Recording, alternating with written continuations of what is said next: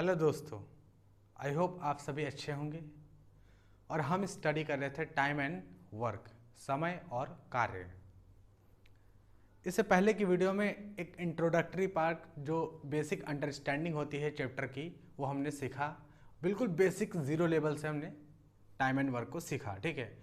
और time and work एक ऐसा चैप्टर है जिसमें बहुत सारे कॉन्सेप्ट तो नहीं है, एक ही बिल्कुल बेसिक कॉन्सेप्ट है। क्वेश्चंस के थ्रू हम इसके कॉन्सेप्ट को सीखते हैं, ठीक है।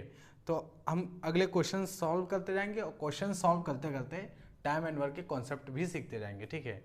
तो क्वेश्चन सॉल्व करते हैं आज हम कुछ आगे के और नए क्वेश्चन सॉल्व करते हैं। तो क्वेश्चंस क्या है, अगला क्वेश्चन आप देखो। क्वेश्चन आपके स्क्रीन पर दिख ही रहा होगा। A and B working together can do a piece of work in 4:1/2 hour, but B and C working together can do it in 3 hours. C and A working together can do it in 2:1/4 hour. All of them begin the work at the same time. Find how much time they will take to finish the piece of work. तो समझते हैं यहाँ पर, क्योंकि जो questions कल हम पीछे इससे पहले की क्लास में सॉल्व कर रहे थे वो बहुत ही बेसिक क्वेश्चंस थे। अगर उनको आपने नहीं देखा है तो पहले आप उन बेसिक क्वेश्चंस को समझे जाकर, ठीक है। और एक छोटी सी स्टोरी भी उसमें हमने बताया हुआ है कि कैसे हम बिल्कुल प्रैक्टिकल एग्जांपल्स को कलेक्ट करके, ठीक है, कि कैसे उस स्टोरी के माध्यम से हमने क्वेश्चंस को लगाना सीखा था। तो इस क्वेश्चंस को आइए हम सॉल्व करते हैं।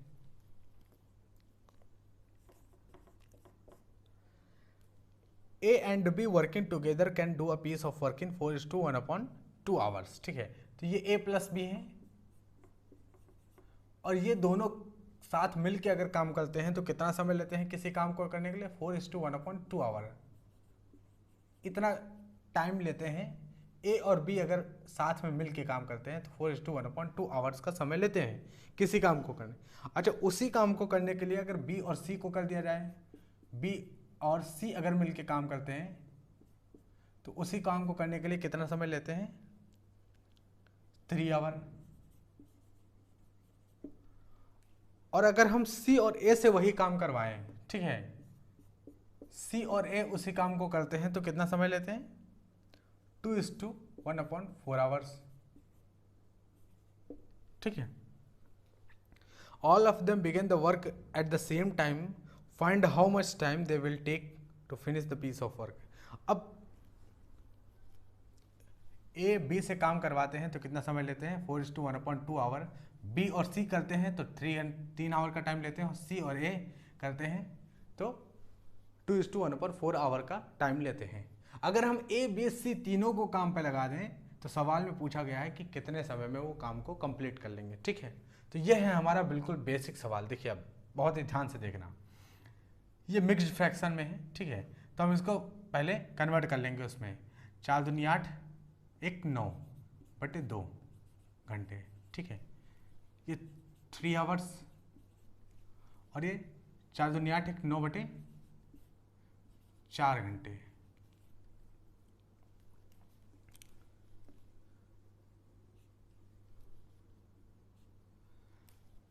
इसका मतलब A और B 9/2 घंटे में काम को कंप्लीट करते हैं, जबकि B और C उसी काम को 3 घंटे में कंप्लीट करते हैं और C और A उस काम को 9/4 घंटे में करते हैं। और हमने ये बोला था कि टाइम का अगर आप टाइम का एलसीएम ले लोगे, अगर इस टाइम का एलसीएम ले लोगे तो आपको टोटल वर्क मिल जाएगा, ठीक है। 2 तरीके बताए थे बेसिकली, लेकिन अगर इस तरीके से पहले वाले मेथड से जाएं तो टाइम एंड वर्क का क्या है? टाइम एंड वर्क, ये जो टाइम है यहाँ पर दिया गया है, इसका हम एलसीएम ले लेंगे, ठीक है।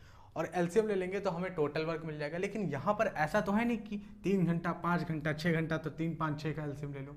यहाँ पर तो फ्रैक्शन में वैल्यू है, यहाँ पर तो फ्रैक्शन में वैल्यू है, तो कैसे टाइम ले लें, ठीक है, मतलब तो कैसे एलसीएम ले लें? तो देखो, अब आपको जब इस तरह की फ्रैक्शनल वैल्यू दिख जाए तो आपको एलसीएम लेना है ऊपर वाले का, न्यूमरेटर का एलसीएम। तो यहाँ पे देखो डिनोमिनेटर 1 हो जाएगा, तो न्यूमरेटर क्या है? 9 3 9, तो 9 और 3 9, इनका एलसीएम कितना आएगा? 9, ठीक है, 9 आएगा। तो जो टोटल वर्क हो गया 9 यूनिट हो गया। टोटल वर्क कितना हो गया?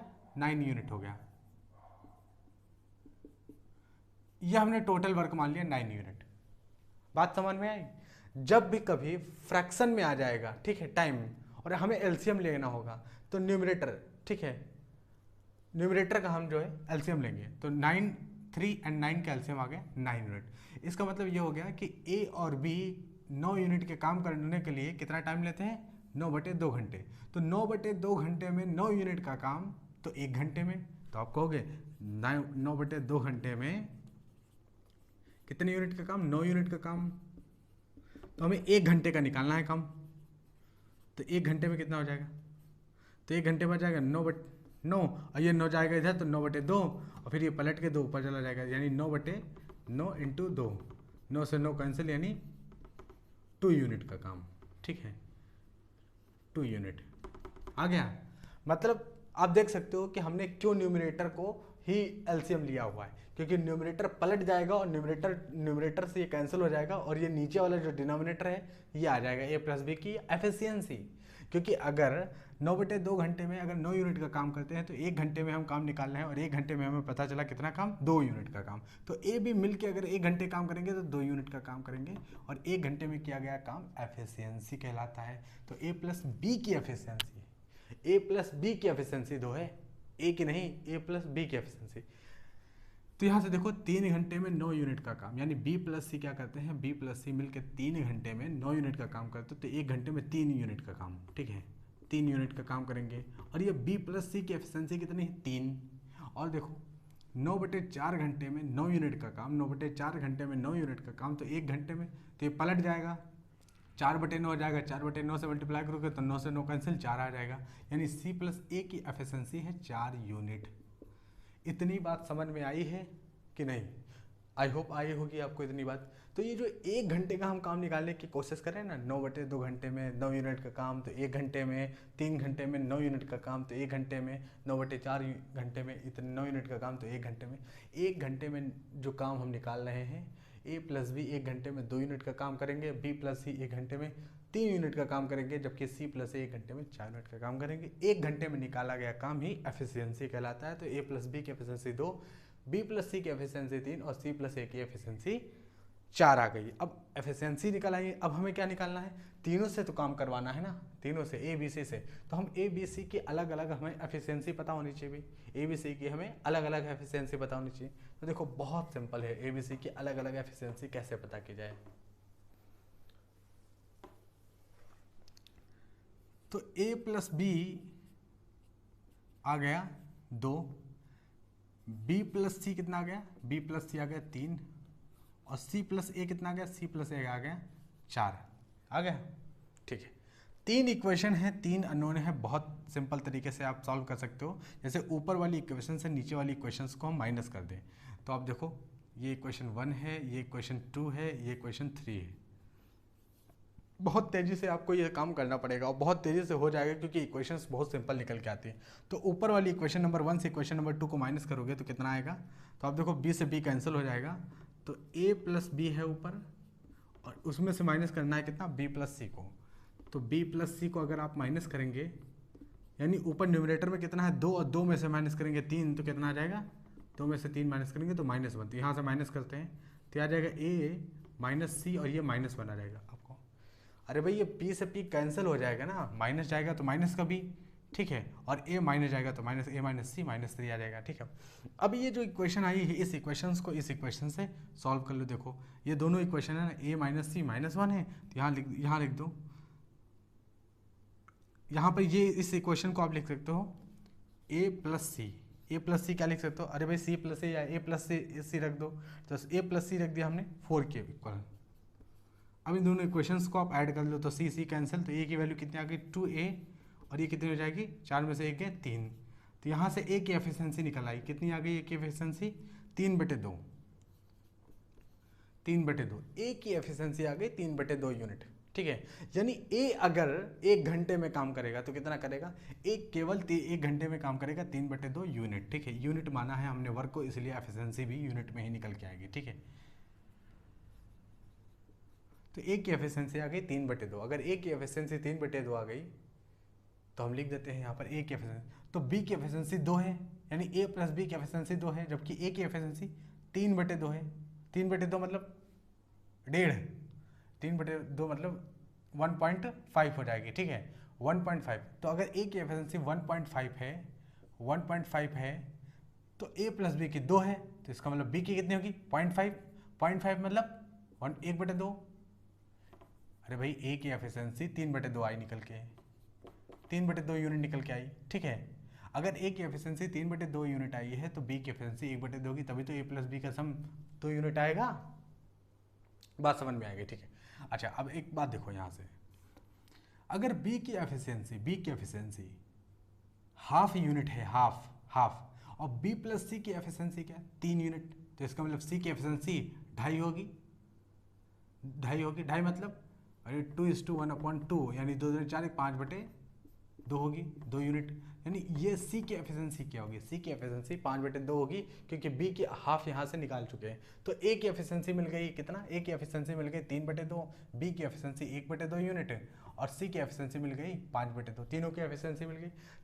अच्छा अगर आपको ये चीज़ समझ में नहीं आई जो चीज़ हमने ऊपर की, तो आप ऐसे भी कर सकते थे, यहाँ से a की एफिशिएंसी निकल आई थी, यहाँ से a की एफिशिएंसी निकल आई थी 3/2, देखिए a की एफिशिएंसी 3/2 यूनिट निकल आई थी, ठीक है। अब आप a की एफिशिएंसी को उठा के यहाँ से a की एफिशिएंसी 3/2 यहाँ पर रख दो, तो b की एफिशिएंसी आ गई इस इक्वेशन से, b की एफिशिएंसी यहाँ रख दो तो c की एफिशिएंसी आ गई, तो भी सॉल्व हो जाएगा, ठीक है, तो भी आप सॉल्व हो जाएगा ए बी सी की एफिशिएंसी।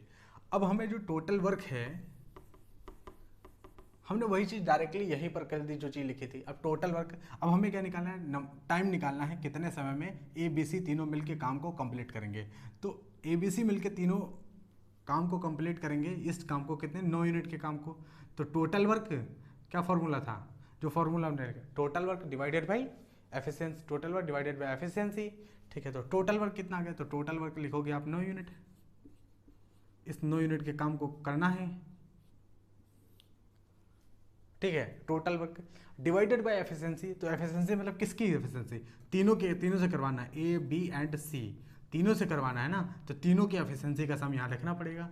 तीनों की एफिशिएंसी का सम कितना होगा, तो देखो 3/2 प्लस 1/2 और प्लस 5/2, तो तीनों अगर काम करेंगे तो एक दिन में कितना काम करेंगे, इतना काम करेंगे तीनों एक दिन में, ठीक है। तो कितने नंबर ऑफ डेज पूछा गया, टाइम पूछा गया ना, हावर्स, टाइम यहाँ डेज नहीं है यहाँ हावर्स, कितने घंटे में काम करेंगे, ठीक है।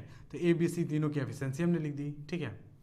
अब यहाँ से सॉल्व करते हैं, कितना आएगा ये 5 3 8 1 9, 9/2 आएगा, ठीक है।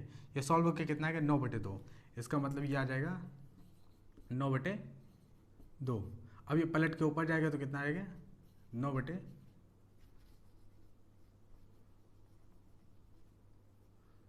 अब ये 2 ऊपर चला जाएगा, ऐसे 2/1 हो जाएगा, तो 9 से 9 कैंसिल, यहाँ आ जाएगा 2 डे, 2 आवर्स, क्योंकि पूरा क्वेश्चन आवर्स में है, तो 2 आवर्स, यही हमारा आंसर हो जाएगा, ठीक है। 2 आवर्स हमारा फाइनल आंसर होगा इस सवाल का, ठीक है। तो आई होप आपको ये बातें समझ में आई कि जब भी कभी हमें टोटल टाइम निकालना होता है, ठीक है, टोटल टाइम का फॉर्मूला हमने लिख दिया है। टोटल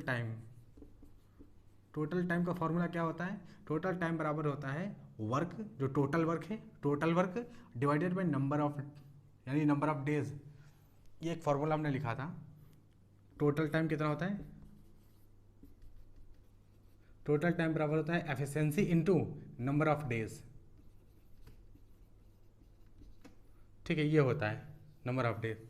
तो अगर आपको नंबर ऑफ डेज निकालने थे, हमें यहाँ पे नंबर ऑफ डेज निकालने थे, ठीक है, यानी टोटल टाइम एक तरह से निकालना था, टोटल टाइम, ठीक, कितने देर में काम कंप्लीट करेगा, यहाँ पे घंटे हमें निकालने हैं जैसे, ठीक है, तो कितने देर में काम कंप्लीट करेगा, तो नंबर ऑफ डेज या फिर नंबर ऑफ आवर्स, दोनों यहाँ पर हो सकता है, डेज या फिर आवर्स हो सकता है। तो टोटल टाइम, तो टोटल वर्क होना चाहिए, ये टोटल वर्क होना चाहिए, ठीक है, टोटल वर्क, टाइम नहीं होना, टोटल वर्क।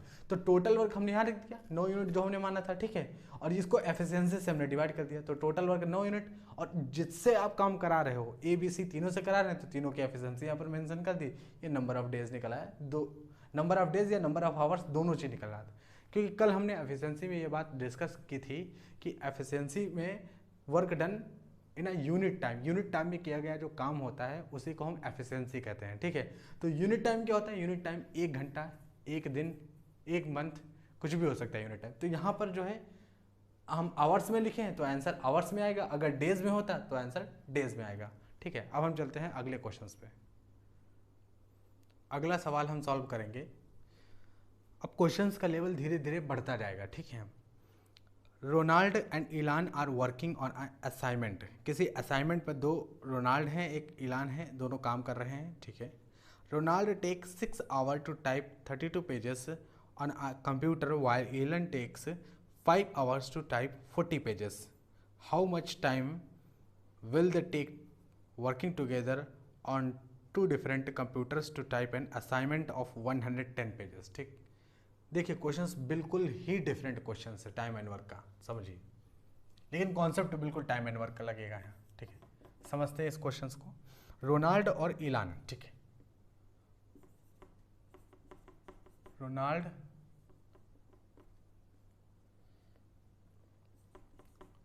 और इलान कंप्यूटर पर काम करते हैं, ठीक है। ये बताया गया है कि Ronald take 6 hour to type 32 pages. Ronald जो है 6 आवर का समय लगता है, 6 आवर का समय लगता है 32 पेजेस को टाइप करने के लिए। कितने पेजेस को? 32 पेजेस टाइप करने के लिए 6 आवर का समय लगता है रोनाल्ड को 32 पेजेस टाइप करने के लिए।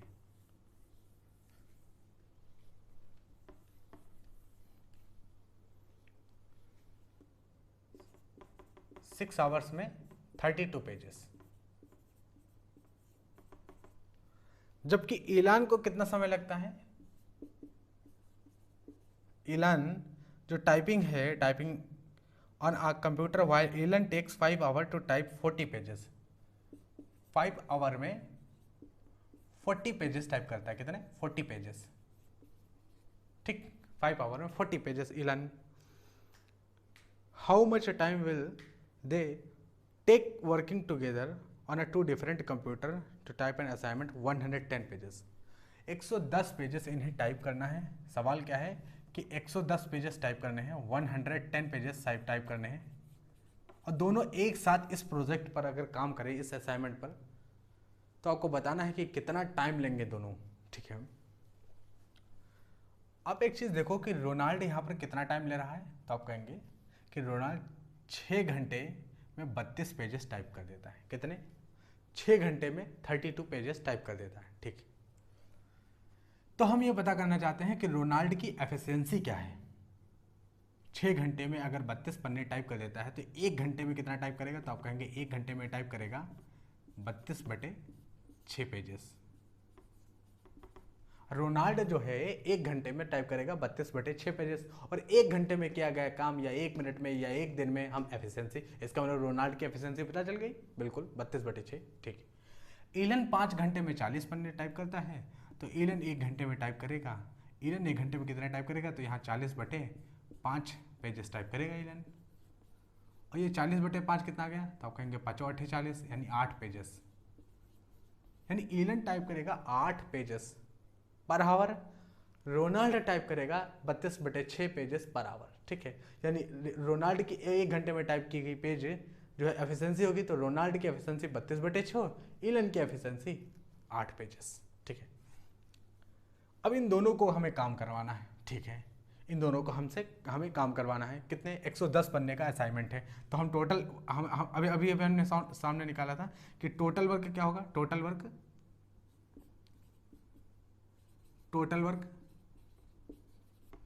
Divided by efficiency. तो इनकी एफिशिएंसी कितने लोग कर रहे हैं? रोनाल्ड भी इस काम को कर रहा है, इलन भी इस काम को कर रहा है, तो दोनों की एफिशिएंसी का सम, ठीक है। दोनों को लगातार काम करवाया जा रहा है। तो देखो रोनाल्ड की एफिशिएंसी 32/6, ठीक है। Efficiency of Ronald plus efficiency of Ilan. हम फॉर्मूले में नहीं जा रहे हैं, ठीक है, डायरेक्टली हम आंसर लिखेंगे, बार बार फॉर्मूले अब नहीं लिखेंगे हम। तो रोनाल्ड की एफिशिएंसी है 32/6। टोटल वर्क कितना आ जाएगा, तो टोटल वर्क आप देख सकते हो 110 पेजेस। तो टोटल वर्क आ गया 110 पेजेस। रोनाल्ड की एफिशिएंसी 32/6, जबकि इलन की एफिशिएंसी कितनी है? 8 पेजेस, ठीक है। अब इसे हम सॉल्व करेंगे। 110/8 × 48, 8 × 48, 48 + 32, 8 2 10, 4 3 7 1 8, 80। तो यहाँ 80 आ जाएगा और ये ऊपर चला जाएगा 6 मल्टीप्लिकेशन में, ठीक। कैंसिल करेंगे, क्या आएगा आंसर? 2 तिहाई 6, 2 चौको 8, तो 11 तिहाई 33, 33/4, 33/4 को डिवाइड करो तो 4 8 32, 1/4, इतने आवर्स, ये आवर्स में निकलेगा ना भाई, ठीक है, क्योंकि सब चीज आवर्स में दे रखी है। यहाँ पे देखो जो टाइम है वो आवर्स में दे रखा है, तो फाइनली आंसर आवर्स में ही आएगा। तो 8 घंटे 8:1/4 आवर्स, ठीक है। इसको आप ऐसे भी लिख सकते हो, इतना टोटल टाइम तो ये लिखे, यही हमारा आंसर होगा। लेकिन हो सकता है कि आंसर इस फॉर्म में ना लिखा हो, 8 सही 1/4 घंटे ना लिखा हो, इस तरह से आंसर ना लिखा हो, तो ये 8 घंटे हो गया। 8 घंटे तो ये हो ही गए। 1/4 घंटे को क्या लिख सकते हो? 25 मिनट, 15 मिनट, 15 मिनट, क्योंकि 1/4 अगर आवर्स को कनेक्ट इसको मिनट में कन्वर्ट करोगे तो 15 मिनट आ जाएगा, ठीक है। तो ये हमारा होगा फाइनल आंसर। इतना टाइम लगेगा, दोनों जो है दोनों टाइप कर देंगे, इतना टाइम लगेगा, कितने टाइम में 110 पेजेस दोनों मिलकर टाइप कर देंगे। तो this is the required answer, ठीक है। तो ये बिल्कुल टाइम एंड वर्क का कॉन्सेप्ट तो लग रहा है इस सवाल में, लेकिन ये बिल्कुल अलग टाइप का सवाल है, ठीक है। चलते हैं दूसरे नेक्स्ट क्वेश्चन पे। अगला क्वेश्चन क्या है हमारे पास? A can do a piece of work in 12 days and B in 15 days. They work together for 5 days and then B left. The days taken by A to finish the remaining work is, देखिए इस questions को कैसे solve करेंगे। A can do a piece of work in 12 days, तो A किसी काम को जो है 12 दिन में करता है, 12 डेज, ठीक है। A किसी काम को 12 दिन में करता है, ठीक। एंड B इन 15 डेज, और B उसी काम को कितने दिन में करता है? 15 दिन में करता है। A किसी काम को 12 दिन में करता है, B उसी काम को 15 दिन में करता है, और they work together for 5 days, और दोनों एक साथ 5 दिन तक काम करते हैं। कितने? 5 दिन तक, यानी 1 2 3 4 5 दिन तक दोनों जाते हैं, साथ साथ में काम करते हैं, ठीक है। उसके बाद क्या होता है? 5 दिन तक काम करते हैं, एंड देन बी लेफ्ट, और फिर यहाँ से जो है, यहाँ से यहाँ भी A प्लस बी गया होगा काम करने, भाई दोनों एक साथ जाते हैं 5 दिन तक, तो A प्लस बी तो यहाँ भी काम किए होंगे, A प्लस बी यहाँ भी काम किए, A प्लस बी यहाँ भी काम किए, A प्लस बी यहाँ भी काम किए। क्योंकि ये बिल्कुल बेसिक सवाल, इसलिए बेसिक से सीख रहे हैं क्योंकि ये बिल्कुल नया टाइप का सवाल है, तो बिल्कुल बेसिक से हम सीखेंगे, ठीक है। 5 दिन तक A plus B, A plus B, A plus B, A plus B, A plus B, 5 दिन तक काम करने गए, ठीक। उसके बाद क्या होता है कि B लेफ्ट, और छठे दिन क्या होता है कि यहाँ से B निकल जाता है, फिर A आता है काम करने छठे दिन, अकेला A। अब आगे कह रखे हैं कि अकेला A ही काम करने पर आएगा, अकेला A काम करने आएगा, ठीक है। इस तरह से A काम करने आएगा। तो पूछा गया है the days taken by A to finish the remaining work. Remaining work questions में दिया गया एक शब्द है रिमेनिंग, उस पर फोकस करना। हमसे ये नहीं पूछा गया है कि A ने कितने दिन तक टोटल काम किया, रिमेनिंग वर्क कितने दिन में A कंप्लीट कर लेगा, ठीक है। B 5वें दिन गया है, हम लिख लेते हैं 1 2 3 4 5, 5वें दिन B चला गया है। 5वें दिन B ने पूरा काम किया और फिर चला गया, छठे दिन भी नहीं आया, तो छठे दिन कौन काम करने आया? A काम करने आया। बाकी का काम कौन करेगा? तो B जो काम करने वाला था उसका भी काम A करेगा, ठीक है। तो कितना दिन लगेगा B को रिमेनिंग वर्क करने के लिए? आप एक चीज़ देखो कि यहाँ पर नंबर ऑफ टोटल यानी समय दे रखा है काम को करने का, तो जो टाइम दे रखा है उसका आपको क्या लेना होता है? एलसीएम। एलसीएम क्या होगा? एलसीएम ही हो जाता है टोटल वर्क। तो 12 और 15 का एलसीएम क्या हो जाएगा? तो आपको कहूँगा 12 और 15 का एलसीएम हो जाएगा 60 यूनिट ही मान लिया हमने टोटल वर्क। तो 12 दिन में 60 यूनिट का काम अगर A करता है, 12 दिन में 60 यूनिट का काम, तो एक दिन में करेगा 5 यूनिट का काम, और एक दिन में किया गया काम A की एफिशिएंसी। 15 दिन में 60 यूनिट का काम B करता है, 15 दिन में 60 यूनिट का काम, तो एक दिन में 15 चौको 60 यानी 4 यूनिट। तो B की एफिशिएंसी 4 यूनिट हो गई। बात समझ में आई? A की एफिशिएंसी 5 यूनिट, B की एफिशिएंसी 4 यूनिट है। और अगर A प्लस B अगर यानी एक दिन में किया गया काम A के द्वारा किया जाएगा 5 यूनिट का, तो B के द्वारा किया जाएगा 4 यूनिट का। अच्छा, दोनों एक दिन में काम करें तो 5 + 4 9 यूनिट का। इसका मतलब पहले दिन जब ये काम करने गए तो 9 यूनिट का काम किए, और दूसरे दिन भी दोनों साथ गए, तीसरे दिन भी दोनों साथ गए, चौथे दिन भी दोनों साथ गए, पाँचवें दिन भी दोनों साथ गए। तो इसका मतलब 5 दिन में इन्होंने कितना काम किया, 9 पचे 45 यूनिट का काम।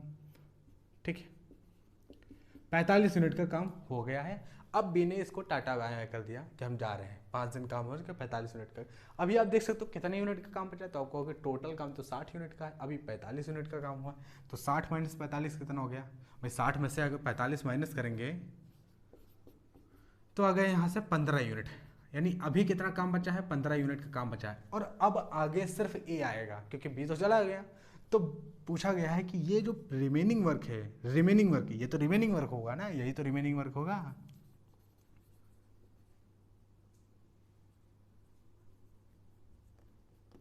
रिमेनिंग वर्क, टोटल वर्क में से जो अभी तक हो चुका है वो निकाल दो तो रिमेनिंग वर्क बचा। तो ये जो रिमेनिंग वर्क है इसको ए अकेला अगर करे तो कितने टाइम में करेगा, तो हमने कहा कि ठीक है ये रिमेनिंग वर्क है तो टोटल वर्क हमने रख दिया 15 यूनिट है। और ए की एफिशिएंसी ज़रा देखते हैं, नंबर ऑफ डेज निकलेंगे, ए की एफिशिएंसी 5 है तो remaining work divided by efficiency तो 5 से 15, यानी ए को 3 दिन और आना पड़ेगा काम करने के लिए। ठीक है, ए को 3 दिन और आना पड़ेगा काम करने के लिए। तो इसका मतलब जो है, क्योंकि 5 यूनिट का काम ये 1 दिन में करेगा, आप ऐसे ही देख लो, उसको कैलकुलेट ही ना करो, 5 यूनिट का काम ये 1 दिन में करेगा। तो 15 यूनिट का है तो 5 यूनिट, फिर दूसरे दिन 5 यूनिट, फिर तीसरे दिन 5 यूनिट, 15 यूनिट कंप्लीट हो गया।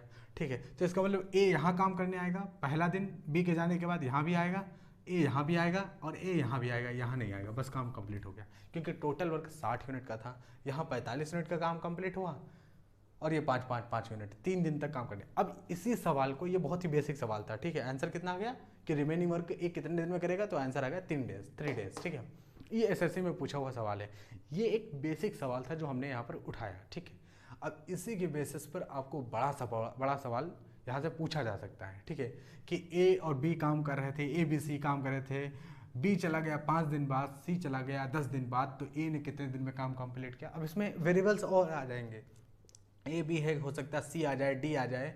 ठीक है, 10 दिन तक काम करवाएं बी से, उसके बाद उसको भेज दें, सी से 5 दिन तक और काम करवाएं, उसके बाद टोटल वर्क आपसे ए से पूछ ले। तो इस तरह से वेरिएशन से इसी तरह सवाल में आएंगे, लेकिन जो बेस है सवाल का इस तरह के, वो इसी से तैयार होता है। तो इसे समझना बहुत ज़्यादा जरूरी था, इसलिए हमने इस तरह से समझाया। ठीक, अब हम चलते हैं आगे, और जैसे जैसे आगे बढ़ेंगे क्वेश्चन का लेवल बढ़ेगा। ठीक, तो आज हम इतना ही रखते हैं, और आई होप आपको ये चीज़ें समझ में आएंगी। टाइम एंड वर्क बहुत ही बिल्कुल बेसिक से हम यहाँ पर टाइम एंड वर्क सीखेंगे। तो अगर आपको एसएससी का मैथमेटिक्स बिल्कुल ज़ीरो से एडवांस लेवल तक का सीखना है तो आप चैनल को ज़रूर सब्सक्राइब करना। ठीक है, उन लोगों के साथ शेयर करना जो एसएससी के मैथमेटिक्स पढ़ रहे हैं। ठीक है, तो मिलते हैं नेक्स्ट वीडियो में, तब तक के लिए धन्यवाद।